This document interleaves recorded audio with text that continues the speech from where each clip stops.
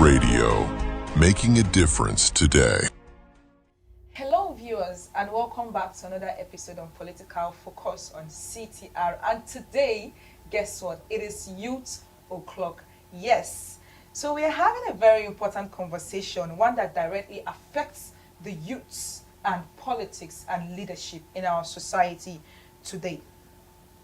And joining us tonight are two key voices at the center of that conversation. We have the Renewed Hope Ambassador Edo's District in person of Comrade Ambassador Kelly Okumboa, and the chairman of the APC Youth Wing in person of Ohio Omo. Gentlemen, thank you for joining us today. It's a pleasure to be here. You're welcome to the program. Thank you very much. Quickly, let me start with you, sir. Can you introduce yourself to the people and your roles in the political structure of Edo State? Okay, thank you very much. Ambassador Okumboa Kelly is my name, popularly called Capacity Booster. And by the grace of God, I'm the President Youth for Youth and also the Renewed Hope Ambassador Edo South. So that is my position. Uncle Wanson, sir. Yeah, thank you. Over to you, sir. Same question goes to you. Thank you very much for having me here. My name is Ohio Omo Dihiri. I'm the chairman of the APC Youth Wing in Edo State. And also, I'm an aspirant contesting for the chairmanship position in Omo West local government area of Edo State. Yeah. Welcome to the program once more, sir. Thank you very much. So, should the average Nigerian youth take this movement seriously today? That's the renewed hope. A lot of us hear about the renewed hope. That's the youths not participating in politics. Why should they take it seriously today, sir? Okay, thank you very much. First and foremost, I want to appreciate God Almighty for this day. And the reason the youth need to engage more in politics, most especially at the federal level. You can see what Mr. President is doing. And in his cabinet, the youth has over 35 to 40% of his appointees. And I think this is the first time we are seeing this in this country. And I think it's necessary for the youth to be engaged because they do call us the leaders of tomorrow. So if we don't engage in politics, how are we going to be leaders? You understand? So to me, my advice to the youth, like what I normally do, is for them to engage. We know we've not got it there yet, but with time, everything will come in a better position. And you know, without the youth, there's no election. Without the youth, there's no nation. So I'll be surprised to see any youth who doesn't want to engage in politics. Politics is a thing that all you're supposed to be involved in so that we can benefit as a youth. So that we will not allow those old politicians to be using us as political thuggery. We don't need to do that anymore. We will engage, we will aspire in any of the position, any of the key positions in this country. When you are above 18, it is your right to contest in any position, whether it be president or to the least councillor. So I think it is necessary for the youth to engage in politics. Interesting. Thank you, sir. Thank you. So what to you, sir, can you briefly explain the objective of APC Youth Wing or the roles of APC Youth Wing as the chairman? Okay, thank you very much. That's a very good one. The APC Youth Wing covers the youth in APC as a political party. When you talk about a party, there is no way the party can thrive when there is no youth. Yes. There is no youth movement, there is no youth wing of the party. So the APC Youth Wing is that umbrella that covers the youth aspect of the members of the political party, which is the APC. We have it in almost all the 36 states of the Federation. So I guess just like in Edo here, I'm the chairman of the APC Youth Wing. And our objective, the recall mandate of the APC Youth Wing, is to enable the party galvanize votes in the process of election, campaigns, and sending the manifesto of any candidate that run under our platform, which is the party, the APC, to the general public. Because this message needs to get to the grassroots. And in doing this, you need members of the party. And like they say, the youth are the younger generation, they are full of strength, energy to drive the message down to the grassroots. So it's a very essential part of any political party. In the APC today, the youth wing is doing so much for the party in terms of mobilization, in terms of electioneering campaign, and so on and so forth. So it's a very critical arm of the political party. Interesting. Yeah. So, sir, coming back to renewed hope, can you also explain what renewed hope actually means, the objective of renewed hope? Okay, thank you very much. Yes, sir. You know, before Mr. President came on board, Senator Bola Ahmed Tinubu, all hope was almost gone in the country. Uh, you know what was going on in the area of unemployment, in the area of insurgency, and when he came on board, he restored hope back to the country. And we can remember vividly when in a country you can see the prices that they were using to sell the dollar in a black market. So when Mr. President came, the economy was almost down to zero level. He came back and he restored the economy. There was a lot of debt that he paid, and he took a bold step by saying fuel subsidy. You know, that was the biggest corruption that we were having in this country. They took a man that have that wisdom to make sure he was able to say fuel subsidy has been cancelled. And by the grace of God, you see, we might not get there yet. But for what the man has done so far, for the infrastructure, you can see the roads, the bridges that the man is building, you should know that hope is back to this country. And there might be challenges, which is all over the world. You can see what is going on between Iran and other countries. Insurgency is everywhere. But what we are praying for is for him to do the needful to make sure we tackle the area of this insurgency. And coming back to the Renew Hope, the reason why we are saying the Renew Hope is an agenda for the Nigerians is because we know when there is hope, everything will be possible and everything will be okay in the country. So this Renew Hope agenda is for us to foster the Nigerians to make sure the hope that they have been waiting for is here with them. And Asiwaju Bola Ahmed Tinubu, for his antecedents in the past, as a senator, as a governor, 2 times governor in Lagos State, we know the economic background of Lagos State before he came, and we know how he left the place. And we think he can also do the same in this present Nigeria of today. And we are urging all the Nigerians to key into the agenda of Renew Hope so that Mr. President will take us to the promised land. Thank you. Thank you, sir. So, sir, over to you. How is the agenda of the youth wing, the APC youth wing, translating into real opportunities for youths on ground, not just promises? How is that translating into opportunities for youths? Oh, thank you once again. The agenda of the youth wing.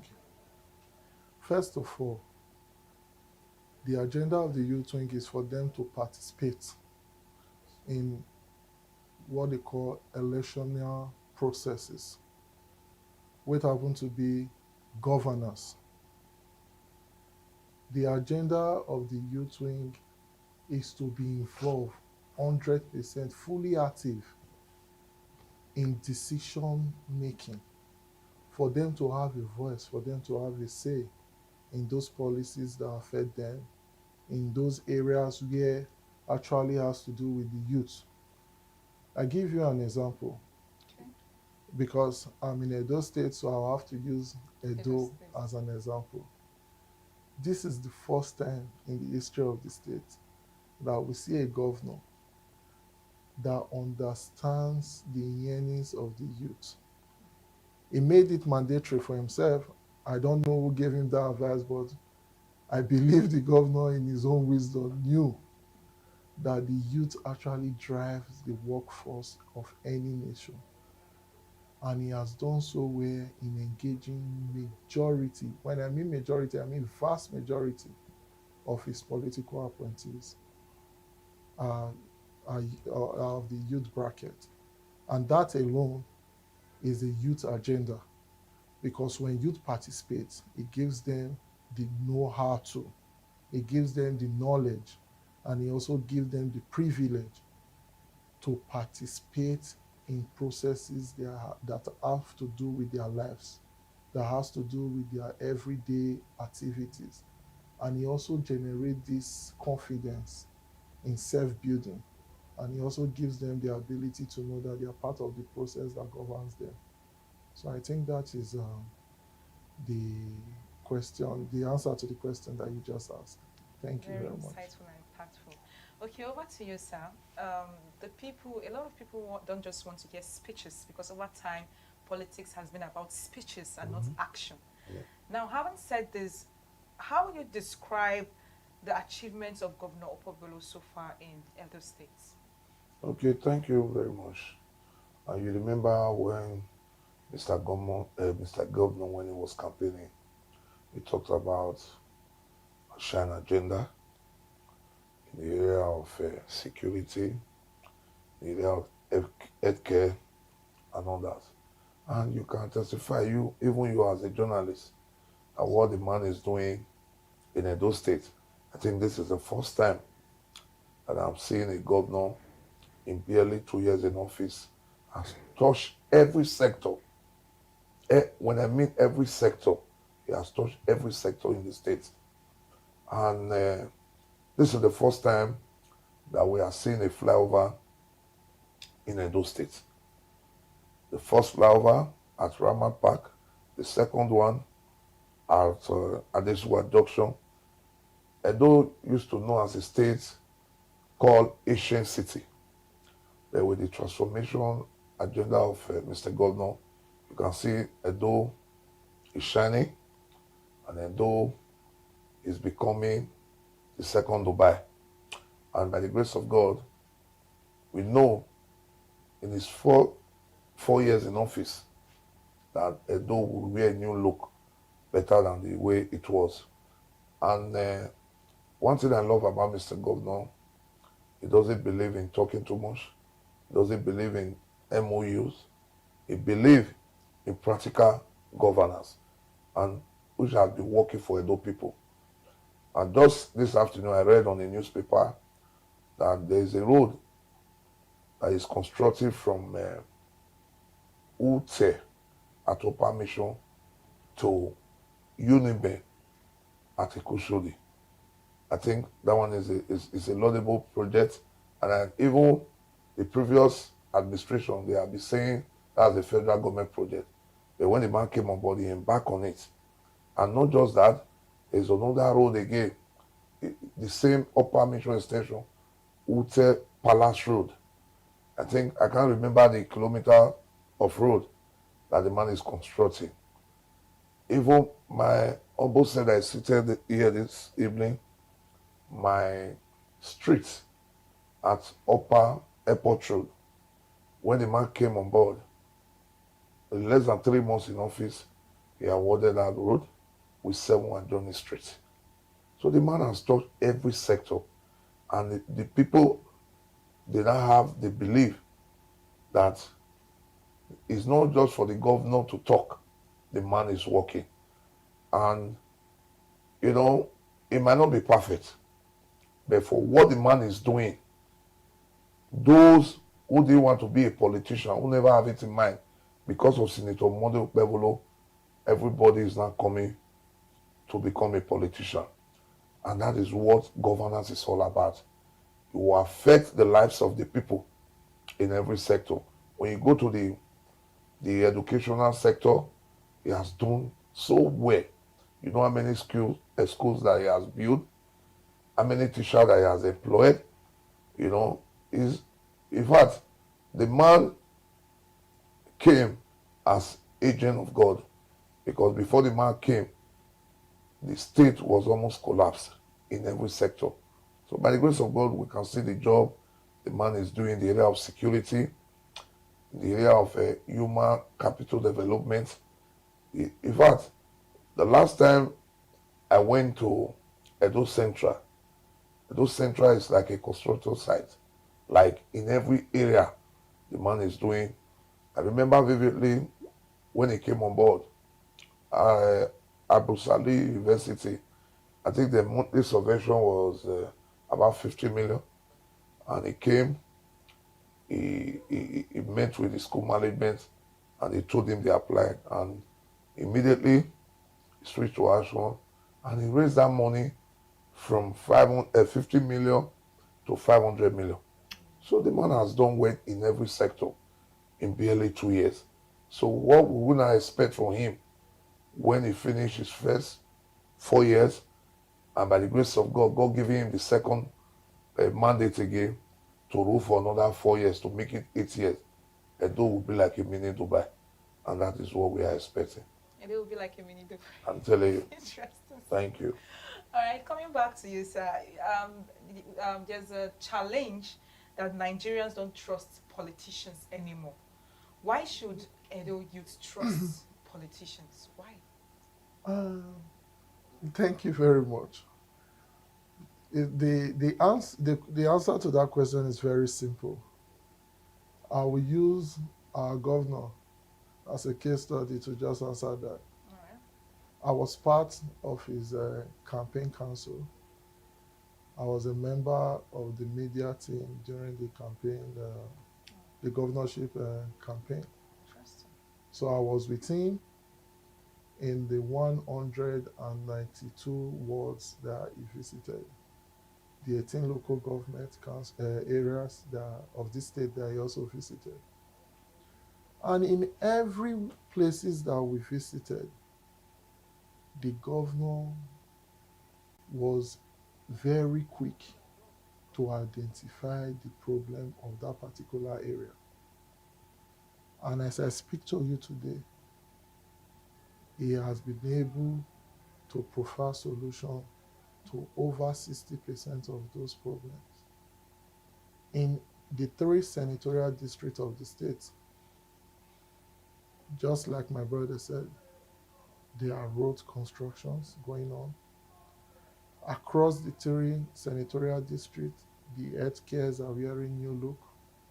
Across the 3 senatorial districts, water is being given to rural areas.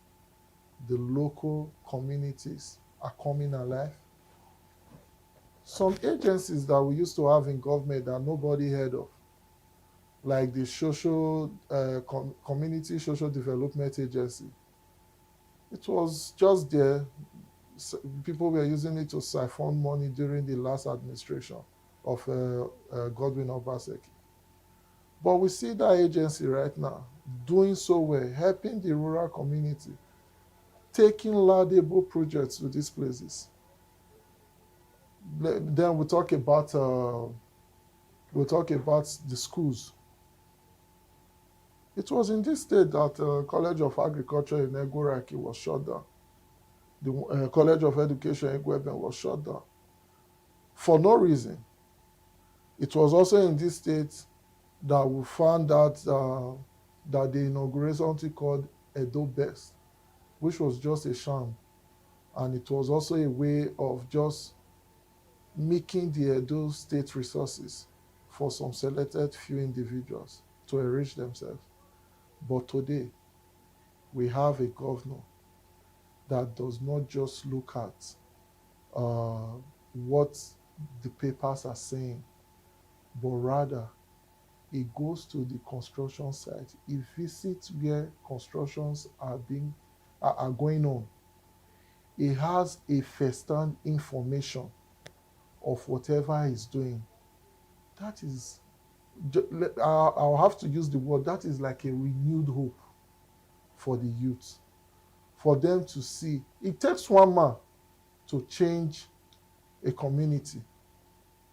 It takes one man to give hope to people.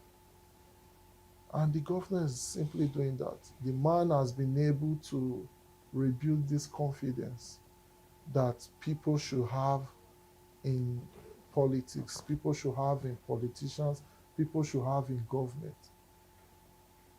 We've not seen it this way before.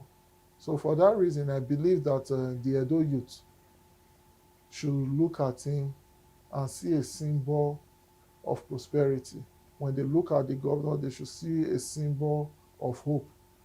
They should look at the governor and they should see an angel in a human form that has come to liberate Edo, that has come to give hope to the youth, for them to have that trust again in politicians. And we want to urge all politicians across the state to emulate the governor. They see what he's doing, they should emulate him. They should have his kind of heart, and they should also do like him. And I think by doing so, every look and cranny of Edo State will wear a new look. And the popular saying, Edo is shiny, will touch every area of the state. Thank you very much. Thank you, too, sir. Thank you. That was insightful. So, sir, coming back to you as a renewed hope ambassador for youth, many youth feel disconnected from government initiatives. How do you think we can rebuild that trust? Thank you very much. The reason is simple. Why? The reason the youth were disconnected before was because of the way the previous administration was treating the youth. I said it earlier that it is time the youth should understand themselves. Now this is not the time they will be using the youth for just thuggery on the low. The youth must take their place in the governance, be in the federal level or the state level. You can take an example from me. I know how I started and I know where I am today.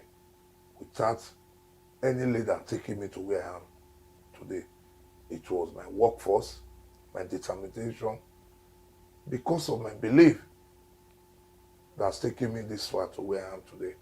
So my advice to the youth is simple. Always believe in yourself. Although youths are hardworking, we always believe in relationship. Having a relationship with the governor, having a relationship with the government and the society. So for this administration of Senator Mondo Pebolo, almost all the youth have been engaged in one way or another. And that is what we are be praying for. And we are seeing you this medium to urge Mr. Governor to still engage more youth by bringing out more youth empowerment. And with that, you can see that the youth will no longer disconnect for politics or for governance, because Senator Mondo Pebolo, I can also call him a youth, is 55, while the deputy governor is 45. So this is the first time we are having this set of people in power. So by the grace of God, the deputy governor is a youth. The governor, I can also say, is a youth. So they know what the youth want, and they will deliver it by the grace of God. And so far so good. The youth are coming back to politics. Thank you. Thank you very much, sir. Yeah. You know, speaking about your journey, I would like to ask this question to both of you as businessmen and politicians now. So how have you impacted the youths? Let me start with you, sir. Okay, thank you very much. Yes, sir. By the grace of God, we are able to employ so many youths in our establishment. To start with, like this uh, establishment that we are into this evening has over 30 staff, including yourself. Uh, we, by the grace of God, as a capacity family, we also have a fashion home, and we have over 15 workers there. And as a capacity family, we have capacity food plug and restaurants and lounge. We have we have over 30 workers there.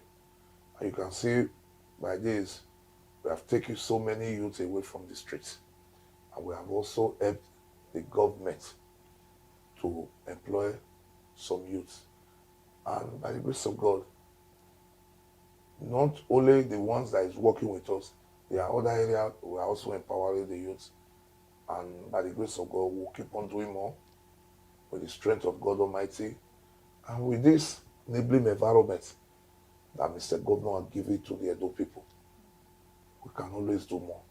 When you have a enabling environment like this, you will want to invest more in the state so that you can impact in the lives of the Edo people, most especially the youth. And you can see since Mr. Governor came on board, the issue of crime rate in Edo State have reduced. In the previous administration, you will see when youth will carry gun in the bloody light, go to somebody's house, they will shoot they will shoot the person dead because of their cutting right and one another.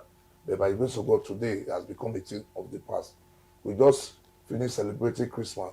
We didn't hear of one gunshot or anybody was killed by these cultist people. And by the grace of God, I also use this medium to appeal to the youth that crime is not the best. They should leave the crime. They should be focused in things of life by engaging themselves, because we know that the Edo youth, we are so hardworking. And by the grace of God, with this present administration, Edo youth will go to the top. Thank you very much. Thank you very much, sir. I Thank love you. the practical leadership and testimonial part of it. Thank you. Thank you, sir. Over to you, sir. Same question.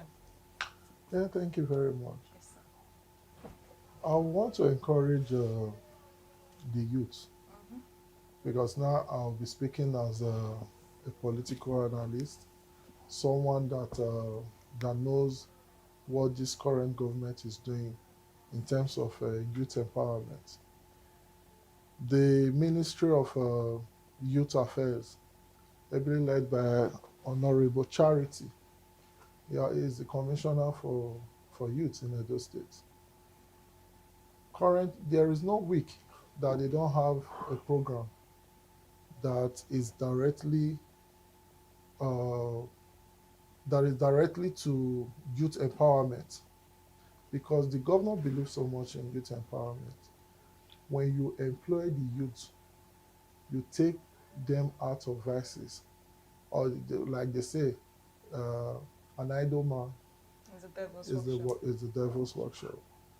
So over time, since the inception of this current administration, there have been so many youth programs aiming at empowering them, creating jobs opportunity, creating skills for them to be self-employed, for them to know their potentials. So, and I want to urge the youth of Edo State. There's what they call Edo jobs. There's what they call the skills acquisition centers across the 18 local governments. The governor has done so well to bring in experts that is willing to train our youth, giving them masters of themselves in any area they so feel that they are good at. So instead of staying at home doing nothing, they should find time and look for these centers across the 18 local Okay, so governments. speaking about urging the youth, Yes. let's take it back to politics. What do you have to say to the youth who says my vote doesn't count? What's your honest message to them?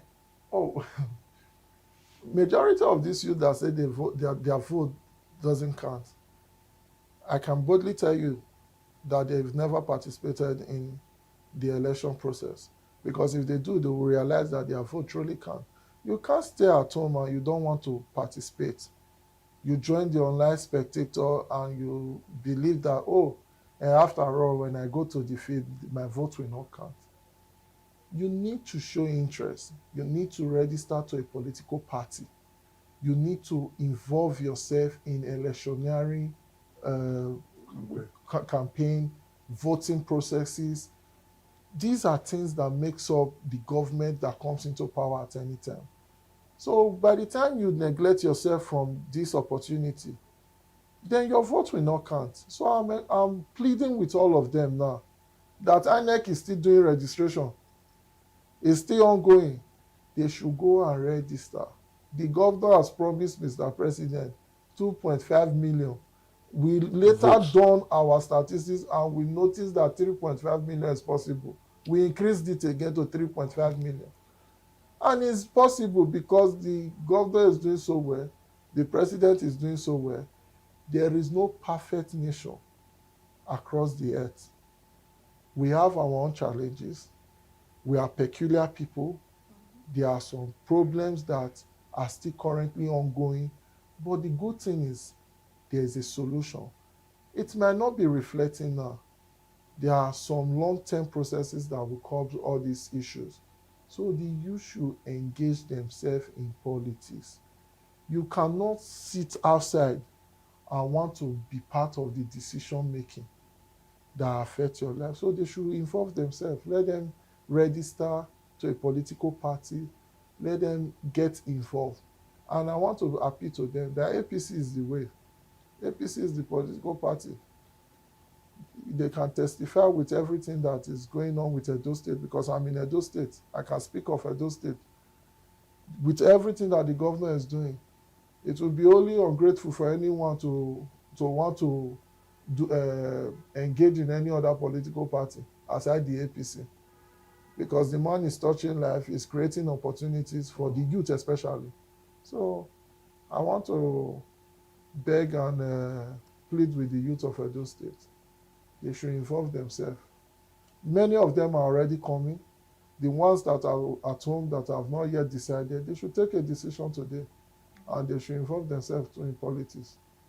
Thank you very much. And one of the setbacks that, or the ideologies some of the youths are having are, do you truly feel young people are being hard in decision making, or are they just being used as numbers? I will start with you with that question, sir. Come again.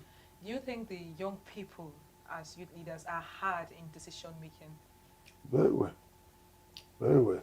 You see, in politics, you must always fight for it.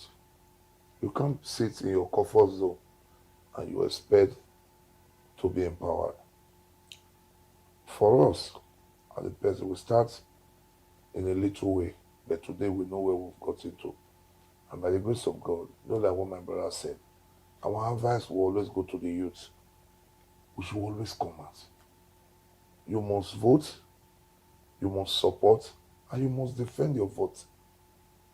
That is the only way you will be recognized. I don't know if you understand. Even in the Bible, it said, I will bless the works of your hand. It never said he will bless those that is idle. He said he will bless those that is working.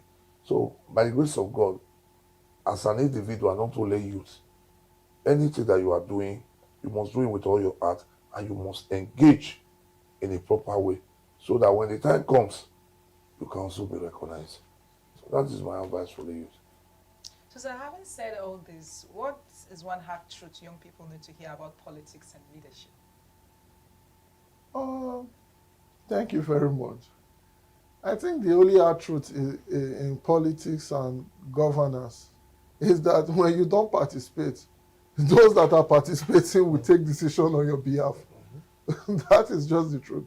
So it is better that we all come together, get involved, so that we can be part of the decision-making process that affects our lives that affects our environment and also affect the states that we live in. So that's the truth about governance and politics. Okay, so let's take it back to what motivated each of you to step into leadership. And have you ever doubted your decision? I will start with you, sir. No, never. The truth is that you must take a bold step in life.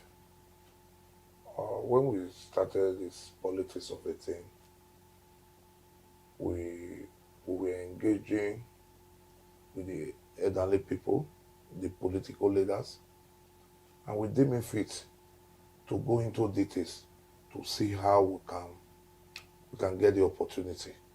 And by the grace of God, with our drive, our vision, and our mission, we've got to where we're supposed to be today.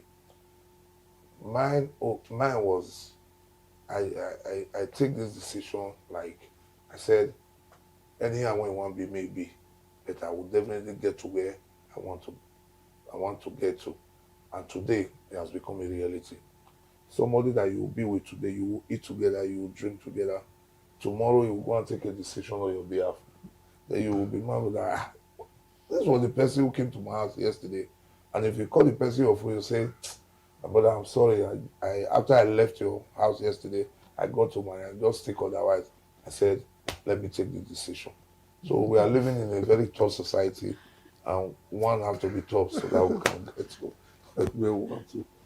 Thank you. Interesting, sir. Candidate. Same question goes to you, sir. Yeah, thank you very much. Well, what prompted me into politics? Growing up as a young man, I remember then during a holiday period, my dad would take us to the village. Like you know, I'm from Owan West. So I can still recall back then when we go to the village, I see uh, my peers of the same age bracket, and I see how the government over time have neglected these persons. I'm talking about way back. And I told myself that the only way that I can be of help to humanity, the only way that I can impact meaningfully, the only way I can bring majority, like vast majority of persons out of poverty, out of stagnation, is to use the collective resources of the state to better the lives of these persons. So, and the only way you can really have access to all of this is when you involve in politics. I give you an example. As an individual, I can only empower few persons. But as a government, I can empower too many Millions and persons. thousands. Yeah. So I need to get involved and set that space for liberation for these persons that I know that they actually need this liberation. So that has always been my goal, using the common resources of the state to empower the people that actually needs it. That is my Well, reason before I for ask getting into my politics. wrap up question, as an aspirant, what will you say you do for the people of Oma What will I do for them? if elected? If elected, my local government happens to be a very peculiar local government. Okay. We have too many tourist attractions, too many destination sites that have been underutilized in the past. Local governments chairmen, they've come and go, but none of them actually saw these potentials. Aside the tourist sites, the people over there in